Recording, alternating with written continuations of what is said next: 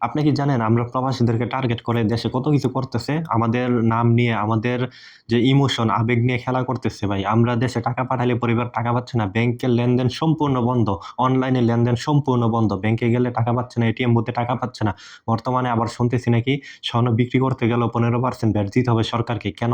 আমরা প্রবাসীরা যখন দেশে স্বর্ণ নিয়ে যাই, তখন কিন্তু আমরা প্রবাসীরাই বেশি স্বর্ণ নেই দেশে। আমরা আবার বিক্রিও করি বেশি। এখন দেখা যাচ্ছে আমরা প্রবাসীদেরকে টার্গেট করে এটা করা হচ্ছে। এটা কিন্তু মোটেও গ্রহণযোগ্য না। আমরা প্রবাসীদেরকে আর কিভাবে খাবে বুঝতেছি না। মানে শেষ করে দিতেছে প্রবাসীদেরকে। এদিক দিয়ে এমআরপি পাসপোর্ট বন্ধ করে দিয়ে বিভিন্ন রকমের ভোগান্তি। এদিক দিয়ে আবার ব্যাংকে টাকা পাওয়া যাচ্ছে না। পরিবারকে টাকা দিলে ব্যাংকে গিয়ে টাকা পাচ্ছে না। অনলাইনে লেনদেন বন্ধ। অনলাইনে আপনার লেনদেন করা যাচ্ছে না। এটিএম বুথে টাকা নাই। মানে কত রকমের সমস্যা। প্রবাসীদের কোনো একটা সমস্যা সমাধান করেনি। এমআরপি পাসপোর্ট চালু করেনি। খালি সমস্যার উপর সমস্যা। প্রবাসীদেরকে ব্যবহার করে কিভাবে চলবে, কিভাবে খাবে সেই চিন্তা ভাবনা আমার মনে হচ্ছে।